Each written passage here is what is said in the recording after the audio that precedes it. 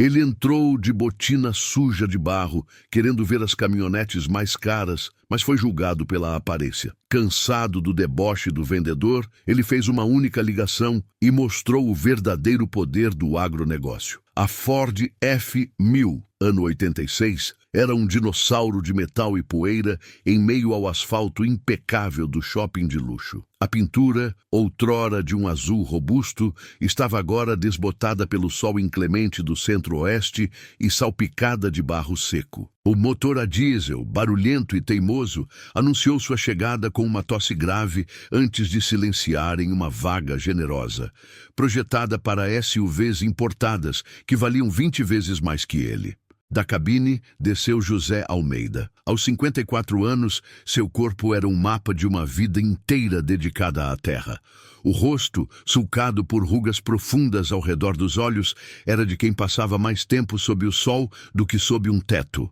Usava um chapéu surrado, uma camisa xadrez de tecido simples e calças jeans gastas. O detalhe final, e mais chocante para aquele ambiente, eram suas botinas, cobertas por uma camada grossa de terra vermelha, o solo fértil de Sorriso, Mato Grosso, que ele carregava consigo como uma segunda pele. Ele bateu as botas uma na outra por hábito, levantando uma pequena nuvem de poeira que logo se assentou no piso polido da entrada da concessionária. O lugar cheirava a couro novo e a um aromatizador de ambiente caro e sutil. Carros alemães e japoneses, polidos até o brilho ofuscante, repousavam como felinos adormecidos sobre o piso de porcelanato branco. Para José, aquilo não era um santuário, era apenas uma loja, e ele viera para comprar. Seu objetivo era claro e urgente. A safra de soja estava prestes a começar.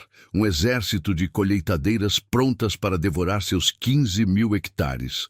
Ele precisava de uma nova frota de caminhonetes, 20 delas. Veículos fortes, confiáveis, capazes de aguentar o tranco das estradas de terra que cortavam sua propriedade. Um investimento necessário, calculado em sua caderneta de capa preta, que ele tirou do bolso do peito. Nela, entre anotações sobre preços de sementes e cotações de sacas, estava o número 20 unidades, Hilux SRX. Enquanto caminhava pela loja, ele não se sentia intimidado. Sentia-se em casa, não ali, naquele ambiente estéril, mas entre as máquinas. Ele olhou para uma caminhonete preta, imponente. Seus olhos não viram o status ou o luxo. Viram o motor, a suspensão, a capacidade de carga. Aumentaram o torque em baixa rotação, bom para sair do atoleiro. Ele murmurou para si mesmo, a voz baixa e rouca. Mas o chassi ainda parece o mesmo. Vamos ver se aguenta o peso. Aquele conhecimento não vinha de revistas ou da internet. Vinha de gerações. Ele era a 4ª geração dos Almeida a lavrar a terra. Lembrou-se do pai,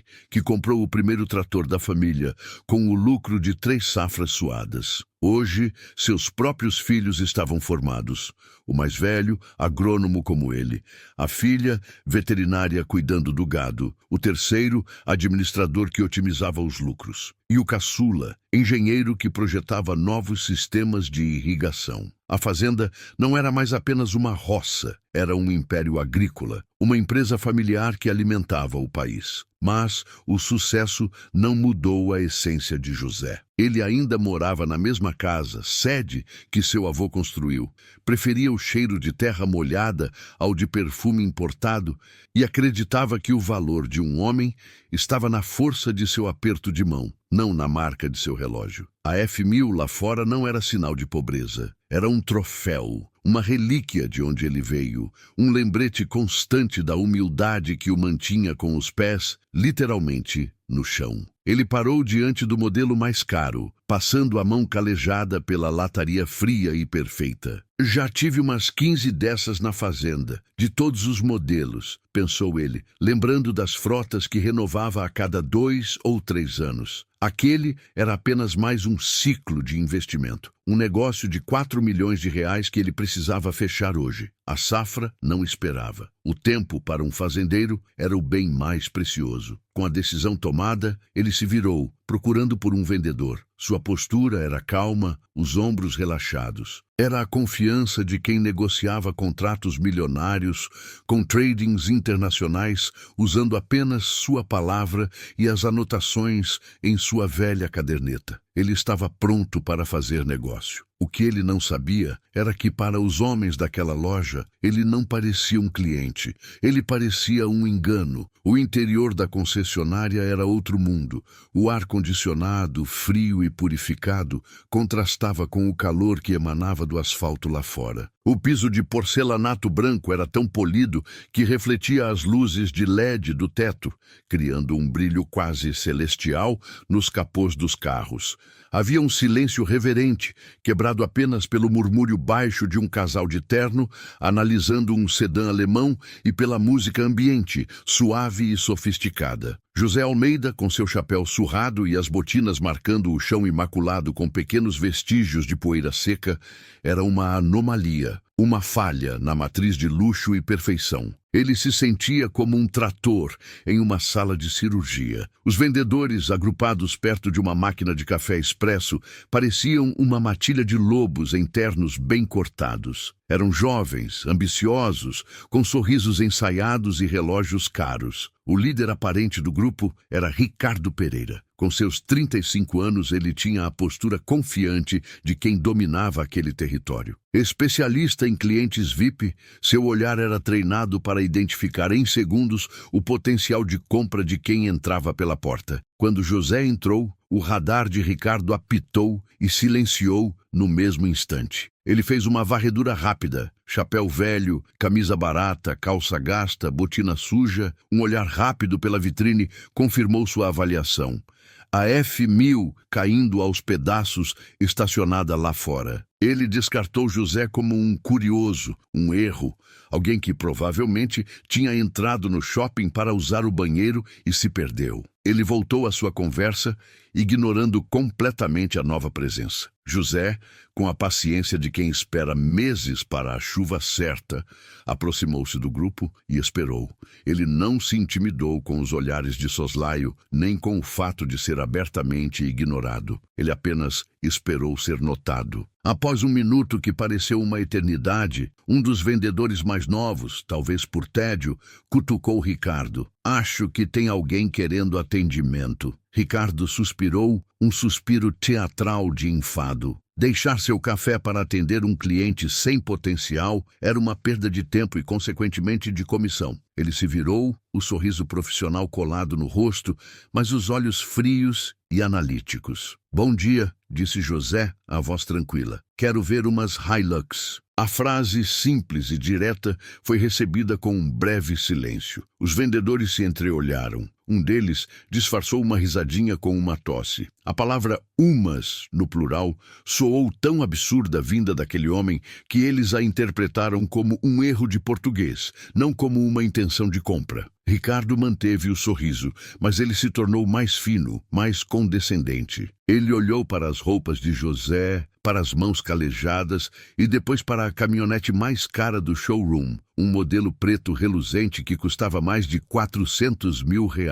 "Hilux", ele repetiu, como se a palavra fosse exótica. Ele se aproximou um pouco, baixando a voz em um tom de falsa confidencialidade, como quem dá um conselho a um amigo desavisado. "Senhor, com todo respeito, o senhor tem certeza que é aqui? Esta é uma concessionária de veículos novos, linha Premium." A pergunta não era sobre o carro. Era sobre o direito de José de estar ali.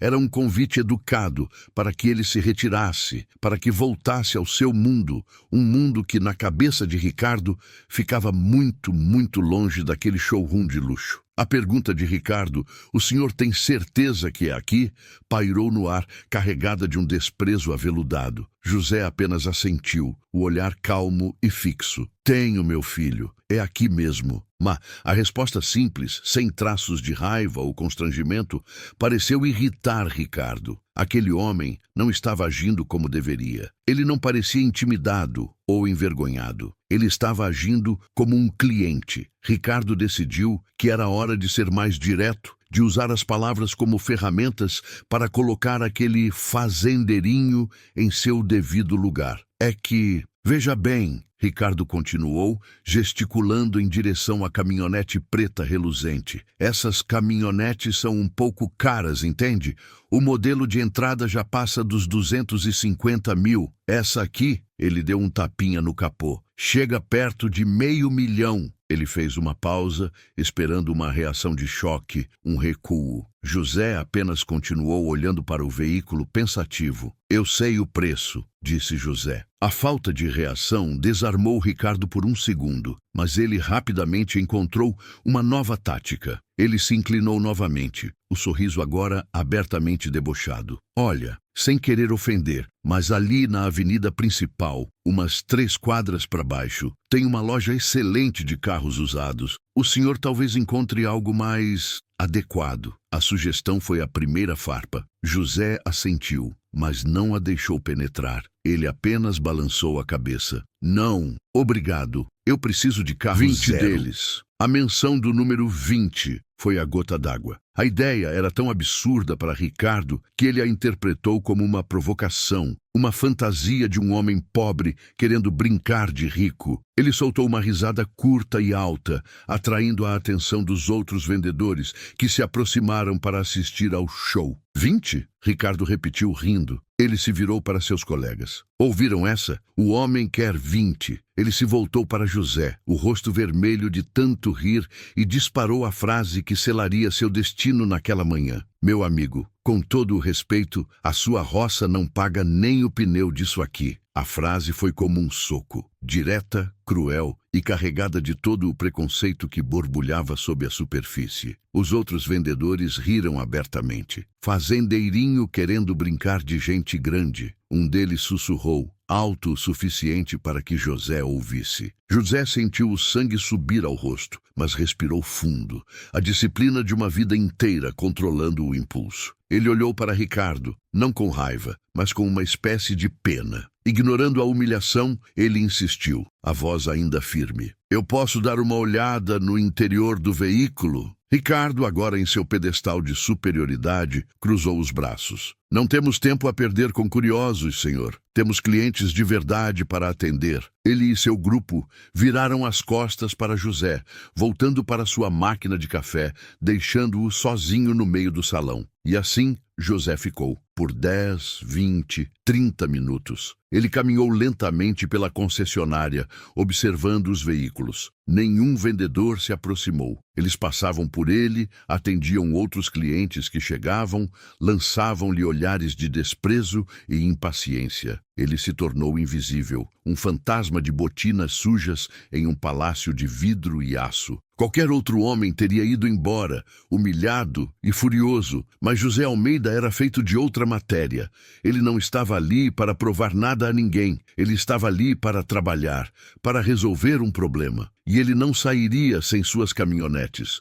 Com a mesma paciência com que esperava a soja brotar da terra, ele se encostou em uma pilastra, tirou sua caderneta do bolso e começou a fazer anotações, calmamente esperando que alguém decidisse fazer o seu trabalho. Enquanto José esperava, encostado na pilastra, o gerente da concessionária, Fernando, observava a cena de sua sala envidraçada no mezanino. A princípio, ele compartilhava da avaliação de Ricardo. Um curioso, um sonhador, nada com que se preocupar. Mas a persistência do homem começou a intrigá-lo. 40 minutos. Ninguém que está apenas dando uma olhadinha espera por 40 minutos sendo abertamente ignorado. Nesse momento, um casal de clientes abordou Ricardo, interessado na mesma Hilux preta. O vendedor, solícito, abriu a porta do veículo para eles, começando sua apresentação ensaiada. Este modelo vem com o novo motor 2.8 turbo, muito mais potente, dizia Ricardo. José, vendo a oportunidade, aproximou-se do pequeno grupo, mantendo uma distância respeitosa. Ele não interrompeu, apenas ouviu. O cliente perguntou, mas e o consumo? Um motor maior não vai beber mais? Ah, a tecnologia moderna faz milagres, respondeu Ricardo, com uma resposta vaga. É muito econômico, pode confiar. Foi então que José interveio, a voz calma, mas cheia de autoridade. Não é bem assim. ele disse, dirigindo-se ao cliente, não ao vendedor.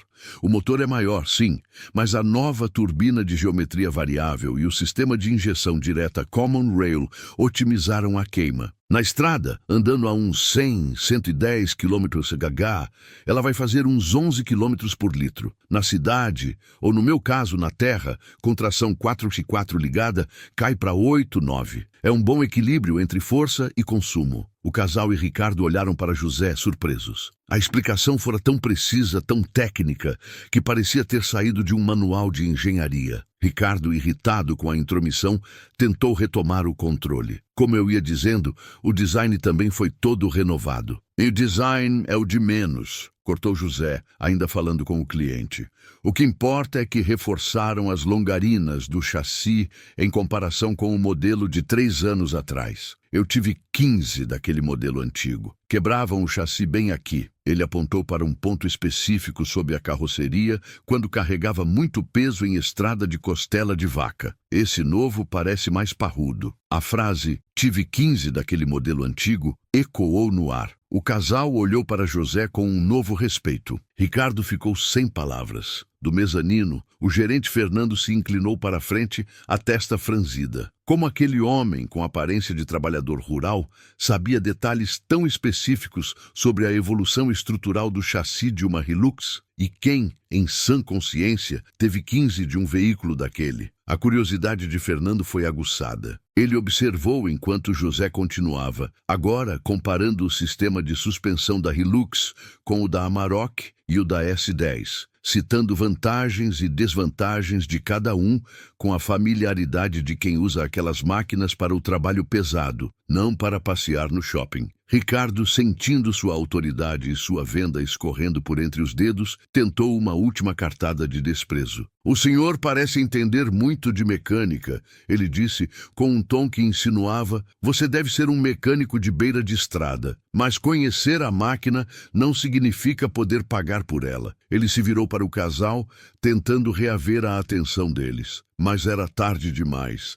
A semente da dúvida sobre Ricardo e de curiosidade sobre José já havia sido plantada. O gerente Fernando, percebendo que havia algo muito mais complexo acontecendo ali do que um simples julgamento por aparência, decidiu descer ao salão. Aquele fazendeirinho não era um curioso, ele era um enigma. E enigmas, no mundo dos negócios, muitas vezes significavam dinheiro. A chegada do gerente Fernando ao salão mudou a dinâmica. Ele se aproximou do grupo com um sorriso profissional, mas seus olhos estavam fixos em José. Bom dia, senhor. Vejo que entende bastante de nossas caminhonetes. Fernando, gerente da loja. Ele se apresentou, estendendo a mão. José apertou a mão de Fernando, o aperto firme e calejado contrastando com a mão macia do gerente. José Almeida, só entendo do que eu uso, seu Fernando. Ricardo, vendo seu superior intervir, recuou, o rosto uma mistura de ressentimento e confusão. O senhor mencionou que precisa de veículos novos, disse Fernando, indo direto ao ponto, ignorando a tensão no ar. Preciso, confirmou José.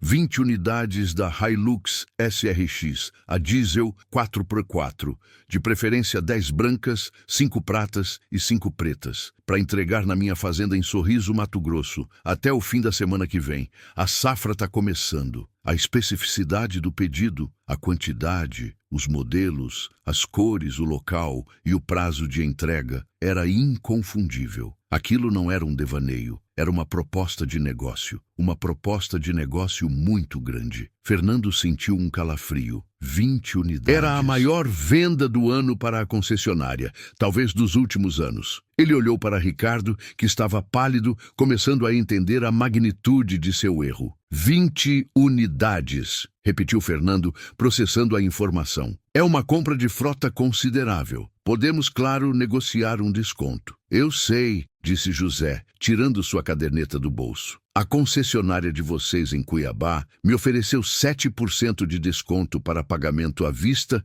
e frete incluso. A de Rondonópolis cobriu a oferta e me deu 8%. Quero saber o que o senhor pode fazer por mim aqui. A menção de negociações com outras concessionárias do mesmo grupo, com valores e percentuais precisos, foi outra demonstração de poder. Aquele homem não era um amador. Ele era um negociador experiente que fazia o dever de casa e colocava os concorrentes para brigar por seu dinheiro. Enquanto Fernando, agora suando frio, começava a gaguejar sobre verificar as margens com a diretoria, algo caiu do bolso da camisa de José quando ele guardou a caderneta. Era um cartão de visitas que deslizou e pousou no chão. Fernando, agindo por instinto, abaixou-se para pegá-lo. O cartão era simples, sem design extravagante, impresso em papel de boa qualidade. José Almeida e Filhos, Agropecuária Litota. Tio e fundador. Abaixo do nome, havia o logo de uma grande empresa de sementes e o selo de maior produtor de soja da região, safra 2023-2024. Ao mesmo tempo, no mezanino, um funcionário administrativo que Fernando havia instruído discretamente pelo rádio a puxar a ficha daquele senhor de chapéu, encontrou o que procurava. O CPF de José Almeida estava atrelado a um histórico de crédito impecável e a uma movimentação financeira astronômica. Registros de compras anteriores incluíam frotas de colheitadeiras John Deere e tratores Case, transações que faziam a compra de 20 caminhonetes parecer troco. O funcionário ligou para o celular de Fernando. Chefe, o senhor não vai acreditar. O patrimônio declarado desse homem, as últimas transações, estamos falando de dezenas de milhões. Fernando ouvia a informação no ponto eletrônico enquanto olhava para o cartão em sua mão. CEO, maior produtor,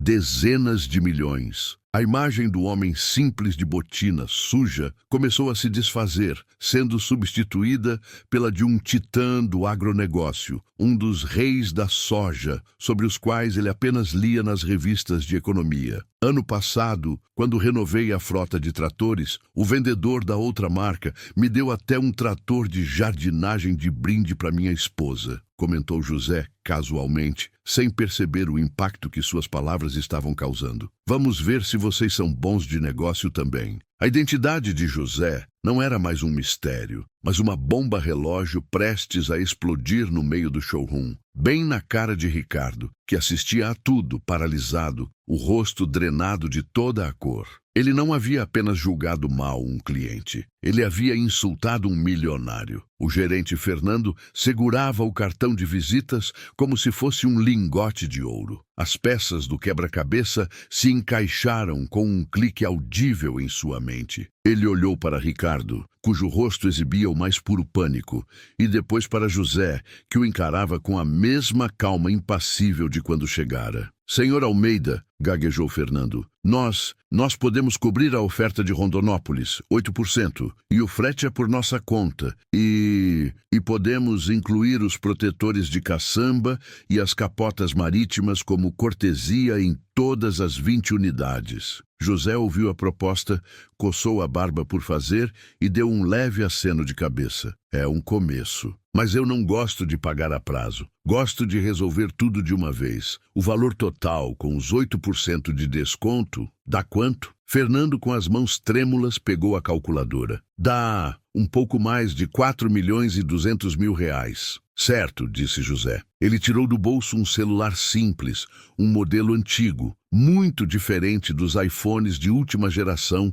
que os vendedores ostentavam. Ele discou um número de sua agenda. Alô, Kleber, é o Zé Almeida. Tudo bom, meu filho? Escuta, eu tô aqui na concessionária em São Paulo. Sim, aquela do shopping. Preciso que você libere uma transferência aí para mim. 4.200.000. Isso, à vista. O gerente aqui vai te passar os dados da conta. É para hoje. A naturalidade com que ele ordenou uma transferência de mais de 4 milhões de reais, como se estivesse pedindo um café, foi a demonstração definitiva. A loja inteira ficou em um silêncio sepulcral. O casal que estava sendo atendido por Ricardo parou de olhar o carro e agora olhava para José, boquiaberto. Todos os vendedores, antes debochados, agora estavam imóveis, testemunhando um evento que contariam por anos. José estendeu o celular para Fernando. O gerente do meu banco, resolva com ele. Enquanto Fernando, pálido,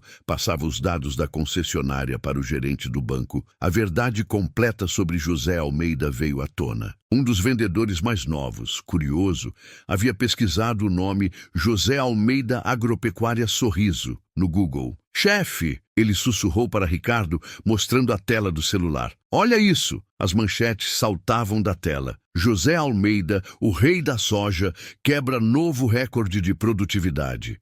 De 100 a 15 mil hectares, a saga do agricultor que construiu um império. Faturamento anual do Grupo Almeida ultrapassa os 50 milhões de reais. Havia fotos dele, ao lado do governador, recebendo prêmios, palestrando em feiras do agronegócio. Era o mesmo homem, com o mesmo chapéu surrado e o mesmo sorriso simples. A revelação atingiu Ricardo como um raio. Aquele fazendeirinho que ele humilhou, o homem cuja roça não pagava nem o pneu de uma caminhonete, era um dos maiores e mais respeitados empresários rurais do Brasil. Um homem cujo faturamento de um único dia poderia comprar todo o estoque da concessionária. Quando Fernando desligou o telefone, a transferência já estava confirmada. O negócio estava fechado. José guardou o celular e olhou ao redor para os rostos chocados e envergonhados. Ele não exibia um pingo de triunfo.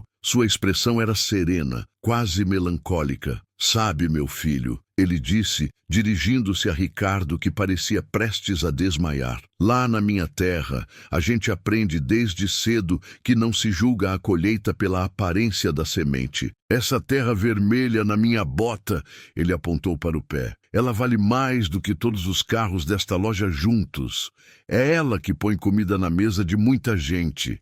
É ela que me deu tudo o que eu tenho. Ele fez uma pausa, o olhar varrendo o ambiente luxuoso. Eu poderia andar de helicóptero e usar relógio de ouro. Meus filhos vivem me dizendo para aproveitar a vida, mas eu não seria eu. O dinheiro não muda quem você é por dentro. Ele só revela. O meu valor não está no banco. Está no meu caráter, na minha palavra, no respeito que eu tenho pelos outros. Coisas que, parece, não se vendem aqui. O impacto emocional daquelas palavras foi devastador. Ricardo finalmente entendeu. Ele não havia perdido apenas a maior comissão de sua vida. Ele havia perdido uma lição de humildade que lhe fora oferecida de graça e a trocou por arrogância. O choque em seu rosto deu lugar a um profundo e amargo arrependimento. Ele e todos ao seu redor haviam sido confrontados com a verdade nua e crua. O verdadeiro poder não faz barulho, e a verdadeira riqueza muitas vezes usa botina suja de barro. Após o silêncio pesado que se seguiu às palavras de José, a primeira pessoa a se mover foi Ricardo. Com o rosto marcado pela vergonha, ele caminhou lentamente até estar diante do fazendeiro. Não havia mais arrogância em sua postura, apenas o peso esmagador de seu erro. Senhor Almeida, ele começou, a voz baixa e trêmula lutando para encontrar as palavras. Eu não tenho como justificar o meu comportamento. Fui arrogante, preconceituoso e estúpido. As coisas que eu disse, especialmente sobre a sua roça, foram nojentas. Eu peço desculpas. Do fundo do meu coração, o Senhor me deu uma lição que eu vou levar para o resto da minha vida. O pedido foi tão sincero, tão desprovido de artifícios, que José apenas assentiu, aceitando-o com um aceno de cabeça. Em seguida, o gerente Fernando se aproximou, representando a instituição. Senhor Almeida, em nome da concessionária, eu também peço desculpas. Nós falhamos terrivelmente.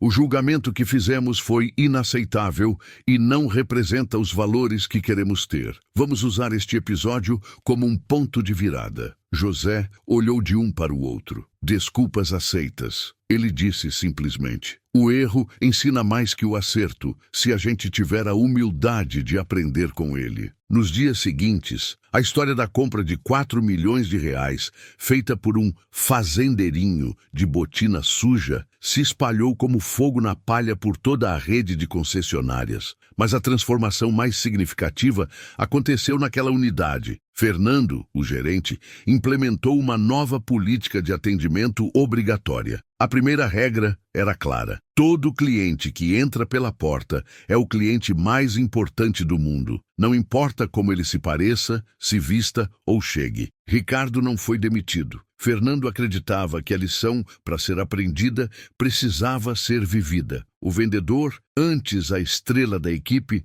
tornou-se o exemplo do que não fazer. Ele passou a tratar cada pessoa que entrava na loja, fosse um adolescente de chinelos ou uma senhora curiosa, com o máximo de respeito e atenção, lembrando-se sempre do rosto calmo de José Almeida. Ele começou a estudar sobre o agronegócio, a entender a força e a riqueza que vinham do campo, um mundo que ele, da sua bolha urbana, havia desprezado. Inspirado pela interação, Fernando foi além. Ele criou um programa inovador chamado Parceria Rural. A concessionária estabeleceu um departamento especializado no atendimento a produtores rurais, com vendedores que recebiam treinamento específico sobre as necessidades do campo, os ciclos de safra e a cultura do agronegócio. Eles passaram a oferecer test drives nas próprias fazendas, condições de pagamento atreladas à colheita e um serviço de pós-venda que entendia a urgência de quem não pode parar. O resultado foi estrondoso. A notícia de que a concessionária, que aprendeu a lição, estava tratando os produtores rurais com o respeito que mereciam se espalhou pela região. Em um ano, as vendas para o setor rural aumentaram em 200%. Ricardo, agora um especialista no segmento, tornou-se o vendedor mais bem-sucedido da história da loja, não por sua lábia, mas por sua recém-adquirida humildade e conhecimento. Meses depois, José Almeida voltou à concessionária, desta vez para o primeiro serviço de revisão da frota. Ele usava o mesmo chapéu, a mesma camisa xadrez e as mesmas botinas sujas de terra. Ao entrar, foi imediatamente recebido por Ricardo, que abriu um sorriso genuíno. "Seu Zé, que bom ver o senhor. O café tá passado na hora. Como foi o começo da safra?" José sorriu de volta, apertando a mão do vendedor. "Foi boa, meu filho. A terra nunca decepciona." Enquanto tomavam café, José olhou ao redor e viu um jovem casal, de aparência muito simples, sendo tratado com a maior deferência por um vendedor. Ele se virou para Ricardo e disse: "Parece que as coisas mudaram por aqui." Ricardo assentiu. "O senhor nos mudou, seu Zé." A lição daquele dia se tornou um mantra na empresa, uma história contada a cada novo funcionário. Não julgue um livro pela capa, pois você pode estar diante de um best-seller. A verdadeira riqueza e competência não usam uniforme. E o verdadeiro sucesso, seja no campo ou na cidade, sempre começa com uma boa dose de humildade.